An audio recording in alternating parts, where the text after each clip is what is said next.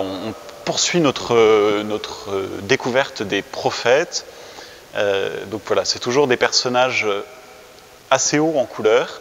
Vous avez pu suivre en présence ou sur YouTube les différentes figures. Je crois que je vous ai moi-même parlé d'Isaïe, il me semble, première partie. Jérémie nous a parlé tout récemment de son homologue prophète. Voilà, donc ça c'est assez bon de retourner là-dessus. Oui, on avait commencé avec Jonas les premières fois.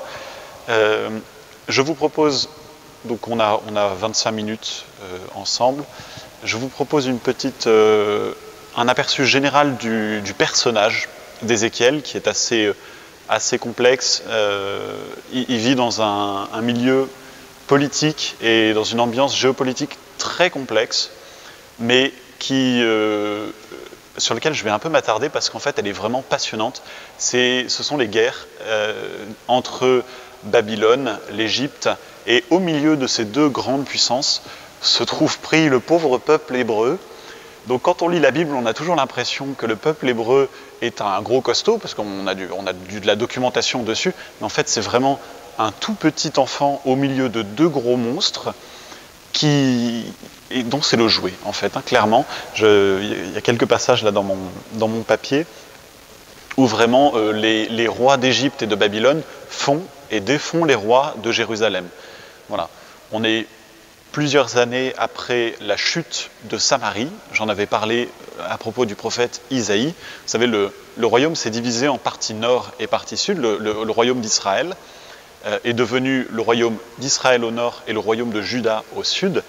Et il y a eu un schisme, et le royaume du nord a été envahi par la puissance assyrienne, si mes souvenirs sont bons.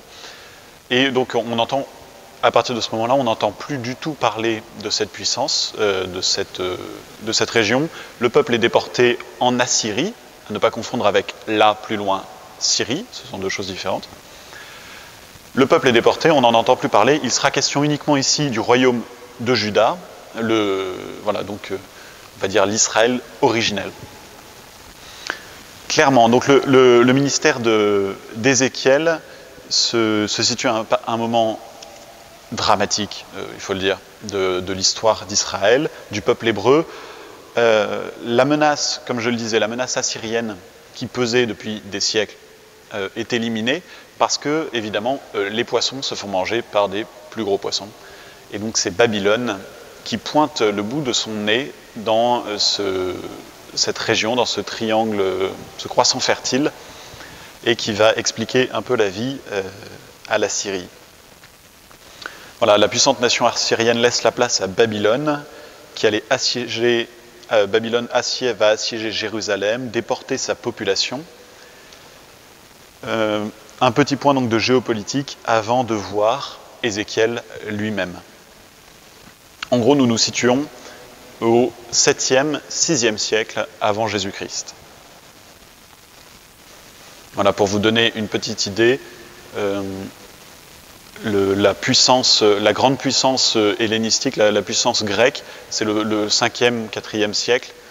Donc on est quand même bien avant. Il va y avoir le sommet babylonien, puis le sommet perse, hein, toujours un plus gros poisson, et enfin les Grecs. Donc voilà, chacun son tour. Il y a toujours un moment où on se fait bouffer, de toute façon. Alors en gros, à la fin du 7e siècle, le royaume de Babylone menace la Syrie. Il y a des batailles très impressionnantes. La ville de Ninive, qui est donc une des grandes villes, sinon la capitale, de l'Assyrie, qui tombe en 614. La victoire de Carchemish aussi, qui est une grande bataille de cette période. En 605, le prince babylonien peut avancer et prendre toute la partie nord du croissant fertile. Évidemment, il me manquerait une carte. Je vous sortirai ça un jour. Et donc, oui, à ce moment-là, la seule grande puissance qui peut vraiment s'opposer à Babylone, c'est l'Égypte, qui en fait n'est pas si loin. On peut avoir l'impression si je me mets dans votre sens, on peut avoir l'impression qu'en bas de la Méditerranée, l'Égypte est assez loin. En fait, c'est la seule vraie puissance dans le coin depuis que la Syrie est tombée. Et donc pour s'opposer, vous imaginez les troupes égyptiennes qui remontent le long de la côte palestinienne, donc, pour s'opposer aux troupes babyloniennes. Et en fait, elles sont largement repoussées. Babylone arrive et bouscule tout sur son passage. Les troupes égyptiennes sont obligées de se cantonner derrière le Nil. Voilà, donc pour vous donner la mesure, donc Babylone, c'est l'actuel Irak. Et donc on occupe tout ce qui est actuellement fait, donc toute l'Irak, la Syrie actuelle, le Liban actuel, la Palestine, Israël, la Jordanie et même une partie de l'Égypte actuelle. Voilà. Alors seulement les parties habitées, vous imaginez bien que le désert, c'est vite conquis. Hein. Voilà. Bon, pour vous donner une petite idée des rois faits et défaits, qu'est-ce que j'ai? Alors voilà, le royaume de Juda va subir des raids. Oui, parce que le petit royaume de Juda vraiment passe inaperçu au milieu de ces grands monstres. Hein. Il le bouscule en passant. Hein. C'est vraiment une petite bête. La tension va s'accentuer. Babylone, le roi de Juda, Joachim, meurt en 598. Il laisse son fils Joachim, subtil, mais c'est pas le même, sur le trône. La situation est catastrophique. Et Nabuchodonosor, premier élément important, Nabuchodonosor assiège Jérusalem, qui tombe en 597. Hein, donc ça, première date essentielle dans notre propos, le premier siège de Jérusalem, qui termine en 597. Et là, c'est la première déportation à Babylone. Alerte spoiler, la déportation à Babylone, c'est un des grands traumatismes d'Israël. Et donc là, c'est l'acte 1 de ce premier grand traumatisme. Très bien, ça va pour tout le monde? Super. À l'occasion de cette déportation, on ne déporte pas tout le monde. Le roi de Babylone est un homme pragmatique. On déporte les personnes les plus utiles. L'aristocratie, les chefs de guerre, et le prophète nous dit aussi, il fait un petit travail d'historien à ce moment-là, il nous dit aussi que sont déportés les artisans, enfin les gens en fait les plus capables, les plus riches. L'idée c'est d'affaiblir le territoire qui a été soumis, mais il faut encore que les affaires tournent. Donc le petit personnel reste sur place pour entretenir le terrain. Hein. Il faut bien quelqu'un pour aller bêcher dans les champs et entretenir les bâtisses. Première déportation donc, plutôt une faible portion, enfin la portion la plus importante de la hiérarchie du royaume de Juda. À la place de Joachim, le roi de Babylone place Sédécias. Donc clairement, c'est un homme de paille, hein. Puis même un homme en herbe, parce qu'il n'est pas tout à fait sec. Hein. Alors il est de la lignée de David, c'est pratique, hein, ça rassure les autochtones, mais en fait, à un moment, les troupes de Babylone vont un peu s'écarter, parce qu'elles n'ont pas que ça à faire, et notre Sédécias a très envie de se révolter, et il est titillé par le royaume d'Égypte. Là encore, une autre puissance qui se dit, mais tiens, on va se servir de ce petit intermédiaire. On motive Sédécias pour qu'il se révolte. Vous imaginez bien qu'il n'en faut pas beaucoup plus pour que Nabuchodonosor, roi de Babylone, prince de Babylone, rapplique et punisse les révoltés. Alors là, on arrive à un moment un petit peu subtil, parce que si le roi Joachim a été fait prisonnier, il a été emmené en déportation et il va vivre à Babylone comme un roi qui a été vaincu. C'est-à-dire qu'il aura droit à une part de la table du roi. Il vivra toujours comme l'ancien roi de Juda. Donc il y a on reconnaît encore la dignité de celui qui a été vaincu. Par contre, pour notre Sédécias, on ne peut pas en dire autant, parce que lui, c'est un vassal. Il s'était soumis à Nabuchodonosor, enfin en même temps, il avait été créé par Nabuchodonosor. Et le fait de se révolter contre lui, vous imaginez bien que ça ne plaît pas du tout. Et ce pauvre homme se verra crever les yeux, ses enfants mourront devant lui. Bref, le classique quand on trahit un grand patron, hein, clairement à l'époque. Et pour expliquer la vie à Jérusalem, Nabuchodonosor ne fait pas dans le détail. La ville de Jérusalem est entièrement rasée. Donc parmi les choses essentielles à raser quand on rase une ville, si vous avez le projet pour les prochaines années, il faut abattre les remparts d'abord. Donc il ne reste pas pierre sur pierre des remparts. Les palais, évidemment, sont détruits, pillés. Et vous imaginez bien que le temple de Jérusalem ne fait pas l'exception. Le temple est pillé, incendié, et on a des mots des prophètes, des mots des psalmistes, qui sont aussi très éloquents. Je pense que j'en ai des passages ici. Ouais, voilà, qui donnent une idée de la violence de cette deuxième attaque. La première, disons, on était un peu d'égal à égal. Écoutez, vous avez joué, vous étiez fair-play, et bonne bataille. Voilà, il y a un petit massacre, mais c'était réglo. Là, on est passé au stade de on fait un exemple. Et donc le psautier nous dit par exemple, ce que le feu ne pouvait détruire, le pic l'avait déjà fait. Non, ça c'est pas un psaume. Voilà, psaume 74. Par la hache et par la masse, ils martelaient, ils ont livré au feu ton sanctuaire. Ou un peu plus loin, ils ont versé le sang comme l'eau autour de Jérusalem et pas un fossoyeur. On imagine aussi que les cadavres n'avaient même pas de quoi trouver, on ne pouvait pas donner de sépulture à tous les cadavres. Un peu plus loin, dans le livre des Lamentations de Jérémie, qui est contemporain d'Ézéchiel, sur le sol gisent dans les rues enfants et vieillards, des jeunes filles, des jeunes gens sont tombés sous l'épée. Bref, c'est un massacre. Le peuple est emmené, ce qu'il en reste, est emmené en déportation, donc on en envoie un petit peu plus qui rejoignent le groupe déjà présent. On a donc ces deux grands moments de la déportation. Là-bas, en déportation, le peuple vit de façon un petit peu libre, parce que ses chefs sont là-bas, et il y a une forme de liberté, un peu que, enfin pas des ghettos, mais des villages, avec des chefs de village, il y a une forme de liberté de culte. Alors comme on n'a plus de temple, d'abord on n'a pas de temple en présentiel, mais on rêve encore de celui de Jérusalem tant qu'il est debout, et dans un deuxième temps il n'y aura plus de temple, mais donc le peuple se rassemble, et c'est l'émergence du courant synagogal. C'est à ce moment-là que, justement, pour pallier à l'absence de sacrifice, le peuple va se tourner vers l'étude de la loi, le commentaire, et donc pendant des siècles, pendant pratiquement 15 siècles, si mes notes sont bonnes, pendant pratiquement 15 siècles, Babylone va rester un haut lieu de la tradition talmudique et du commentaire biblique. Voilà en gros pour la déportation. Comme vous l'avez sans doute compris, on a donc deux moments de la déportation, deux étapes, et qui vont donner forcément lieu à deux états d'esprit opposés dans le peuple hébreu. Et Ézéchiel va se faire prophète, va se faire porteur de la parole de Dieu dans ces deux situations. Parce que, Ézéchiel est déporté dans la première vague. Lui, il est prêtre, fils de prêtre. On est prêtre de père en fils à l'époque, ce qui n'est plus tout à fait le cas aujourd'hui. Le prêtre Ézéchiel est donc fils de prêtre, il est fils du prêtre Bouzi, ou prêtre fils de Bouzi. Il est déporté dans le premier groupe. Dans la première partie de son ministère en déportation, il va donc se tourner vers le peuple en leur disant « Arrêtez de regarder vers Jérusalem », parce qu'il faut imaginer le peuple qui vient d'être déporté, toute la classe dirigeante, et qui se tourne vers Jérusalem en disant « Vivement qu'on rentre ». Vivement qu'on retourne offrir des sacrifices au temple. Le temple est encore debout, tout va bien. Enfin, tout.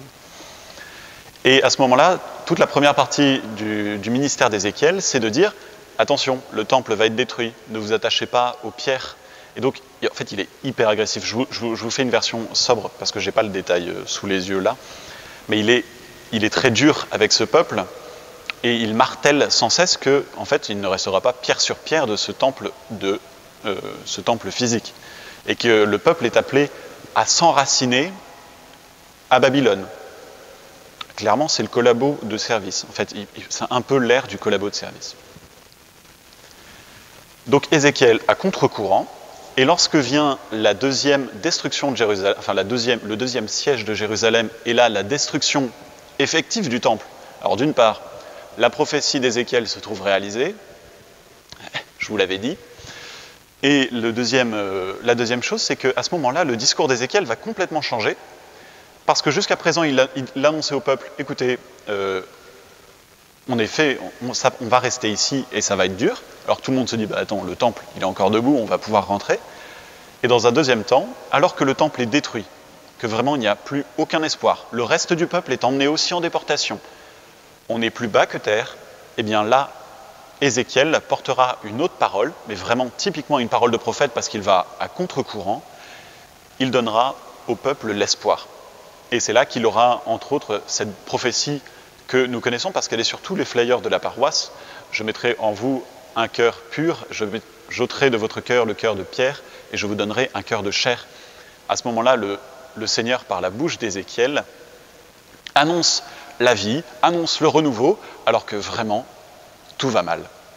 Bref, c'est vraiment typique du prophète. Voilà, Ézéchiel, c'est pratiquement un archétype prophétique. Voilà, il y a des versions un petit peu originales. Jonas a son style. Ézéchiel, lui, il va toujours à contre-courant. Et ben, c'est typique du prophète. Voilà. Je suis hyper long. Bon, c'est vraiment un prêtre, notre Ézéchiel. Donc, les prêtres de l'Ancien Testament. Ah oui, les prêtres de l'Ancien Testament, c'est pas tout à fait la même ambiance que maintenant. On ne parle pas de sacerdoce ministériel, hein, c'est autre chose. Voilà, vous savez, ce sont tous des descendants de Lévi, et donc c'est une tribu qui est mise à part pour le soin du temple. Voilà, c'est pas tout à fait la même chose que maintenant. On fera un jour un topo sur sacerdoce baptismal, sacerdoce ministériel. Vous allez voir, on va se marrer. Ézéchiel, donc, c'est un prêtre avec cet esprit rigoureux sacerdotal. Ils aiment bien mesurer. C'est un spécialiste en fait de la casuistique, c'est-à-dire qu'il connaît la loi par cœur, les 613 commandements. Il les connaît tous par cœur et il a passé sa vie à chercher des applications pratiques, concrètes de ces commandements. Voilà, pour répondre à telle question, dans tel cas, et si un tel, et puis machin. Donc en fait, il va passer son livre. C'est pour ça que clairement, c'est pas le genre de livre qu'on connaît ou qu'on a lu pour se détendre, hein, parce que c'est pas du tout détendant. C'est lourd, c'est un style. Franchement, c'est un air d'autoroute. C'est long, c'est fastidieux, il donne des mesures, il donne des détails, il explique comment il faut découper les animaux, il explique comment il faut tailler les pierres, combien de tours il faut faire sur soi-même. C'est fastidieux. Mais c'est typique d'un prêtre. Et à côté de ça, il est vraiment prophète avec ce côté, ce que je vous disais tout à l'heure, avec cet esprit à contre-courant.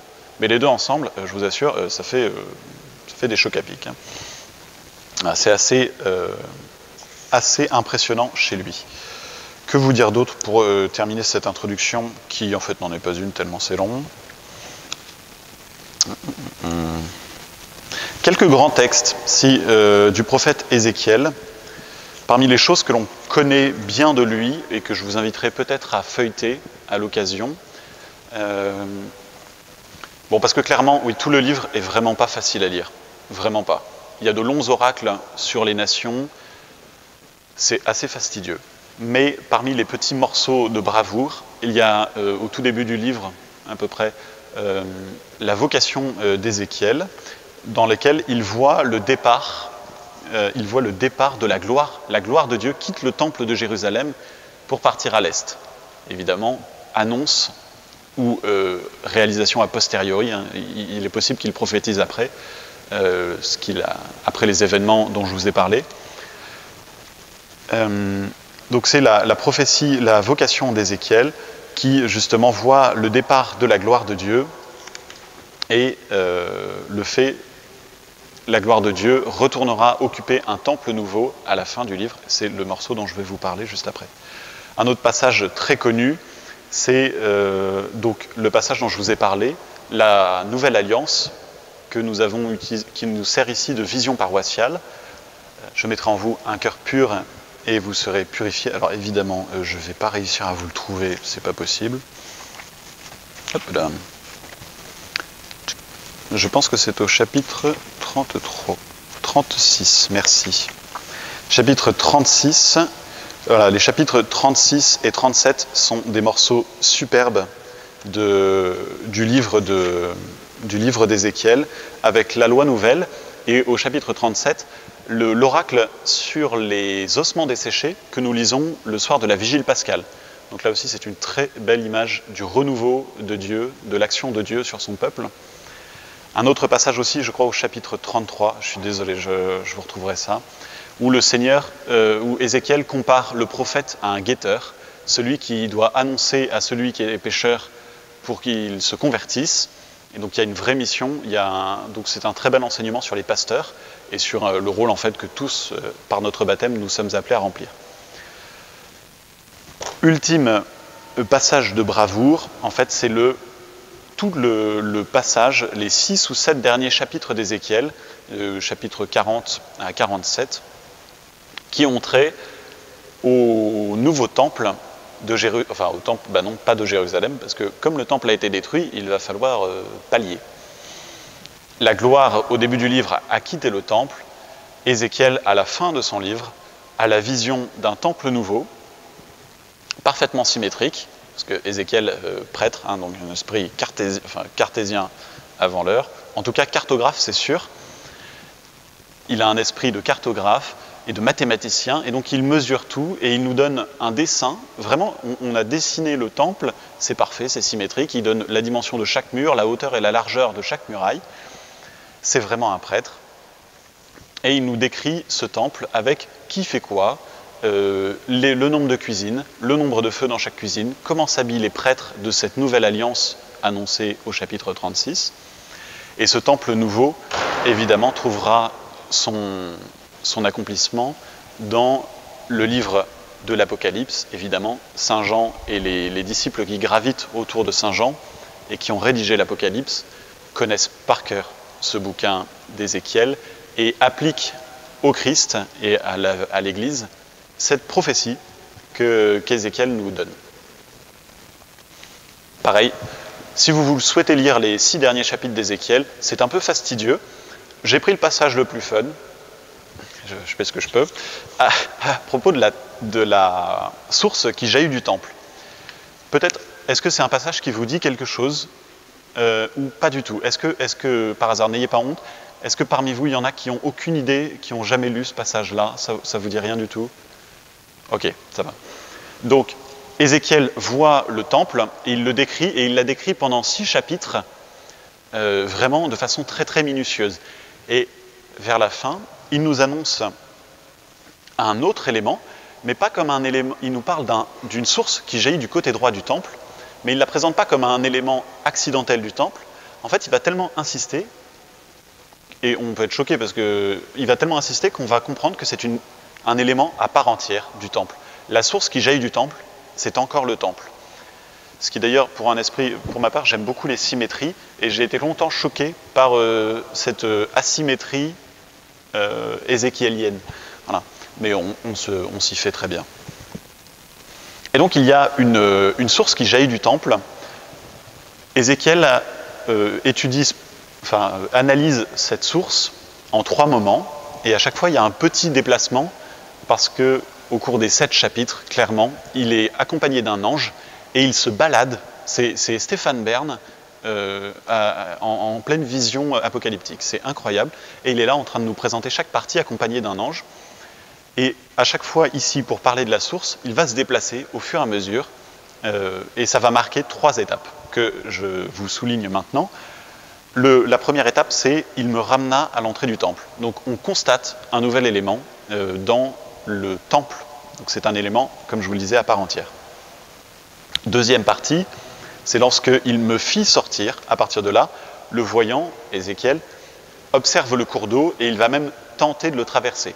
Et je vous dirai un tout petit mot sur ce fleuve assez mystérieux qui va croissant alors qu'il n'a qu'une seule source. Et la troisième partie, qui occupe les versets 6 à 12, c'est à partir du moment où on nous dit qu'il me conduisit, puis il me ramena. Et donc là, il est sorti de l'eau, et il est ramené au bord, en face du temple, et là, il découvre les effets de ce fleuve merveilleux sur la région environnante. Voyons voir, que vous dire. Où est le père d'homme? J'ai combien de minutes? Parce que si j'ai 2 minutes, j'ai 11 minutes? Oh, vous avez du bol. Non, en plus, c'est franchement chouette, parce que la géopolitique babylonienne, ça va quoi. Pour les éléments, alors, mon Dieu, du temple, c'est génial. Alors, le temple en lui-même, déjà. Comme je vous le disais, ce fleuve, c'est vraiment un élément constitutif du temple, mais effectivement, il ne vient pas tout seul, c'est parce qu'il y a une bonne raison pour laquelle jaillit cette eau vive du temple, c'est en raison de l'inhabitation par Dieu de la gloire. Je vous disais qu'au début du livre d'Ézéchiel, Ézéchiel a constaté, je pense en pleurant, que la gloire quittait Jérusalem. Donc, alors que vous savez peut-être que dans le livre de l'Exode, la grande gloire d'Israël, c'est d'avoir la compagnie de Dieu dans le sanctuaire, dans le temple. La nuée précède le peuple, elle siège dans la tente de la rencontre. Moïse va à il va de temps en temps. C'est la classe. Enfin, franchement, le peuple a raison d'être fier de ça. Et Ézéchiel constate que la gloire de Dieu a quitté le temple de Jérusalem. Ça fait mauvais genre. C'est comme une église actuellement, sans le Saint-Sacrement. C'est vide. Et donc, ce temple-là, ce temple nouveau, ce temple renouvelé, eh bien, il est le cœur, là où réside à nouveau, enfin, la gloire de Dieu, et de façon définitive. C'est l'annonce d'Ézéchiel. Il ne s'attend pas, évidemment, il ne nous parle pas d'un temple qui sera réel, il ne parle pas du nouveau temple de Jérusalem, même si on peut l'interpréter dans ce sens-là. Avec l'avènement de l'Église, nous devons d'abord le comprendre comme l'avènement d'un temple nouveau, un temple qui n'est pas fait de main d'homme. Ce temple-là, c'est le Christ, d'abord et avant tout. Et évidemment, avec lui, parce que dès qu'on dit Jésus, on dit aussi l'Église, qui sont comme époux et épouses, voilà, qui sont inséparables. Donc, où est-ce que j'en étais? Oui, ce nouveau temple dans lequel réside enfin la gloire, c'est parce qu'il y réside à nouveau la gloire que peut jaillir cette eau. Le temple est vide jusqu'au retour de la gloire. Ça c'est bon. Le temple est lieu de se manifeste c'est cool. Voilà, la présence de Dieu, mais je me répète, la présence divine est la cause de ce jaillissement. Voilà, c'est une figure, c'est une bonne illustration, ce fleuve qui va grandissant, c'est une bonne illustration de l'œuvre de la grâce de Dieu. Dans la théologie catholique, on parle beaucoup de la grâce de Dieu, c'est l'œuvre de Dieu pour nous. Eh bien, ce temple en est une très bonne illustration et une superbe catéchèse. Un autre point important et intéressant, c'est que Ézéchiel nous donne la date de sa vision, ce qui est quand même assez pratique. Il nous dit, c'est le mois du Nouvel An, et plus précisément le jour de Kippour, du Grand Pardon. Donc on est le 10 de Tishri, en l'an 573, c'est ce jour-là qu'Ézéchiel a cette vision. Et bien, ce jour-là, c'est le jour de Kippour, le jour de grande purification, la fête de la pureté du peuple. Eh bien, c'est pas du tout anodin que ce jour-là, il ait la vision d'un temple parfait, d'un temple où réside la pureté. Il est prêtre, donc pur, impur, ça c'est vraiment son domaine. Il est très au clair là-dessus. Et donc, voilà, on a vraiment l'expression de la pureté. Voilà pour le temple. Le fleuve en lui-même. Deux petites choses. Oui, deux petites choses. Alors déjà, c'est que le fleuve va s'agrandissant. Et je vais essayer de retrouver le papier que je vous ai filé, parce que quand même... Voilà, dans notre texte, le voyant est invité à s'avancer. Il se met d'abord, il avance un petit peu au bord du cours d'eau, il en a jusqu'aux chevilles, il s'avance encore 1000 coudées, ce sont des coudées ? Oui, ce sont des coudées. Puis il en a jusqu'aux genoux, il avance encore, et c'est infranchissable. On imagine qu'il en a pratiquement jusqu'à la taille, ou plus encore. Donc voilà. Le fleuve va grandissant, et alors pour ma part, je ne suis pas un très grand spécialiste des systèmes hydrauliques français ou des fleuves en général, mais il me semble que quand un fleuve grossit, c'est parce qu'il a eu des copains qui lui ont rajouté de l'eau. Eh bien, ce qui est merveilleux avec la grâce du Seigneur, c'est qu'il n'a pas besoin de ça. Voilà. Il y a une seule source, le temple, Dieu, et le fleuve va croissant, va grandissant, et plus il se propage, plus il va loin, plus il est profond, plus il est puissant, à tel point que notre collègue ne parvient même plus à le traverser. Donc on a là un petit paradoxe, mais qui colle parfaitement à l'œuvre divine. Ce fleuve-là nous permet d'identifier aussi ce temple, ses environs, comme le Nouvel Éden. Peut-être vous souvenez-vous qu'au début du livre de la Genèse, il est dit de l'Éden qu'il y a 4 grands fleuves qui le marquent, et l'Éden est conçu dans la pensée juive comme le centre du monde. Et ensuite les peuples rayonnent, enfin le genre humain prolifère. Même si c'est d'abord une compréhension spirituelle, évidemment, de la croissance du monde. Darwin, si tu nous entends. Mais ce qui est essentiel pour Ézéchiel, avec la mention de ce fleuve, c'est qu'à présent, nous avons, avec ce temple, un nouveau centre du monde, qui est le lieu de la présence de Dieu. Pour Ézéchiel, évidemment, c'est le nouveau Jérusalem, c'est le temple nouveau qui marque le nouveau centre du monde. Nouvel Éden, voilà. Et alors ce fleuve-là, ça va, vous tenez le coup? Allez, encore 4 minutes, et ça sera la fin du supplice. Parmi les petits éléments, donc, je vous disais, le troisième mouvement, c'est lorsque le prophète est ramené au bord du fleuve et tourne son regard maintenant vers la direction, vers là où va ce fleuve, et voit les effets de ce cours d'eau. Et là aussi, il y a beaucoup d'éléments qui sont riches et qui sont les conséquences de la nouvelle alliance annoncée au chapitre 36. Le cœur pur, le cœur de pierre qui est ôté, qui devient un cœur de chair. Je répandrai sur vous un esprit nouveau, ces ossements desséchés au chapitre 37. Voilà concrètement, d'après Ézéchiel, ce que ça donne. Non seulement on a deux mouvements. D'une part, on a le fait que le cours d'eau va aller dans la vallée, alors le prophète nous parle de la vallée de la Araba, et se dirige vers la mer. Alors entre nous, alors c'est pas dit, mais c'est la mer morte en fait. Et donc cette mer de sel, cette mer dans laquelle il n'y a aucune vie, eh bien l'eau pure du temple va venir y mettre enfin la vie. C'est-à-dire que même de ce qui est le plus sombre, le moins fertile, eh bien le Seigneur peut faire jaillir la vie. Premier effet de ce fleuve, la purification. Deuxième effet de ce fleuve, c'est que sur les abords, comme nous le voyons au verset 12, au bord du torrent, sur chacune de ses rives, croîtront toutes sortes d'arbres fruitiers dont le feuillage ne flétrit pas. Deuxième effet, après la purification vient une dimension de vivification, enfin quelque chose de la vie. Non seulement le Seigneur enlève ce qui cause la mort, mais en plus il donne davantage de vie, parce que ces fruits, au lieu de donner des fruits, ces arbres, au lieu de donner des fruits une fois par semaine, une fois par mois, oh là mon Dieu, je vais aller faire la sieste, une fois par an, en donne tous les mois. Ce qui est quand même assez pratique, ça nous permettrait d'avoir des fraises en décembre, ce qui serait quand même très agréable. Deux dimensions. Peut-être un jour avons-nous parlé ici, soit en homélie, soit à l'oratoire, des deux effets de la grâce de Dieu et du baptême. Et on les retrouve ici.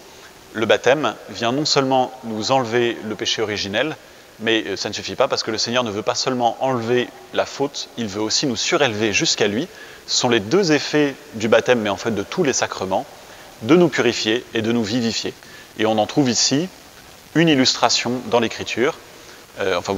C'est l'Écriture qui l'a soufflé aux théologiens, enfin bref, les deux travaillent de concert.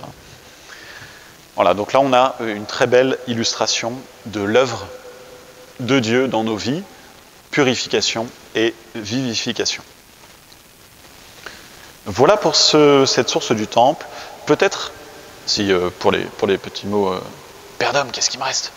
2 minutes. Cool. Petite anecdote pour la fine bouche. Peut-être avez-vous noté au verset 11 qu'il reste du sel. Oh, mince alors, est-ce que la grâce de Dieu aurait raté une partie de son œuvre? Eh bien, c'est mal connaître notre Ézéchiel national, parce que c'est un prêtre, et comme prêtre, il sait qu'on a besoin dans le temple, pour le service du temple, on a besoin de sel. Ça fait partie des rituels. Et donc, il se dit que c'est important d'en avoir un petit peu quand même. Et donc, oui, l'œuvre de la grâce vient purifier complètement la mer morte, mais le Seigneur est assez grand pour garder un petit côté avec un peu de sel, parce qu'on en a besoin pour la liturgie du temple. Donc ça, c'est un petit clin d'œil, et qui nous donne bien l'état d'esprit de notre prophète. Il a une vision, il reçoit vraiment la parole de Dieu, mais il garde les pieds sur terre. En tout cas, il garde bien les pieds dans la loi du pur, impur, et il sait bien que s'il n'y a plus de sel, ça pose problème pour le culte d'Israël. Donc s'il y a un nouveau temple, il y a à nouveau des sacrifices, donc on aura besoin de sel, donc on a besoin de Marie Salan. C'est tout. Voilà, petit clin d'œil. Moi, je trouve ça hyper drôle de voir que le prophète se plie tout à fait à la vision, mais qui garde quand même une petite prise sur cette idée. Et voilà, alors après, pour les répercussions dans le Nouveau Testament, il y a le très beau passage de Jean 7, lorsque le Seigneur, un jour de fête, se tient debout au milieu du temple et dit « Venez à moi, vous tous, pas vous tous qui peinez, ça c'est chez saint Matthieu, lorsqu'il dit « Si quelqu'un a soif, qu'il vienne à moi et qu'il boive », et l'évangéliste commente à ce moment-là, il met une petite phrase juste après, qui n'est pas de Jésus, mais qui est de saint Jean, et qui dit « il parlait de lui, de son sein couleront des fleuves d'eau vive ». Ça annonce évidemment le côté transpercé, le côté droit transpercé sur la croix. Et évidemment, là, l'évangéliste n'a pas du tout noté ça au hasard. C'est parce que Jésus est le temple annoncé par Ézéchiel. De son sein jaillissent des fleuves d'eau vive. De son sein jaillissent le fleuve qui vivifie, le fleuve qui purifie. C'est pour ça qu'on voit dans le côté transpercé du Christ l'eau et le sang mêlés qui fondent les sacrements de l'Église. Baptême, Eucharistie, confirmation, etc. Voilà, je vous ai déjà dit à quel point l'Apocalypse reprenait aussi cette thématique du temple. Au cœur du temple décrit dans le livre de l'Apocalypse, il n'y a pas un autel, il n'y a pas vraiment de temple dans le temple de l'Apocalypse, parce que le temple, c'est l'agneau, c'est une figure du Christ, évidemment, cet agneau immolé, qui pourtant n'est pas mort. Eh bien, c'est vraiment le Christ, c'est lui le véritable temple, et non plus un temple fait de main d'homme, mais pas le Christ, quoi. Mon Dieu, je pourrais en parler des heures. Vous avez des questions ?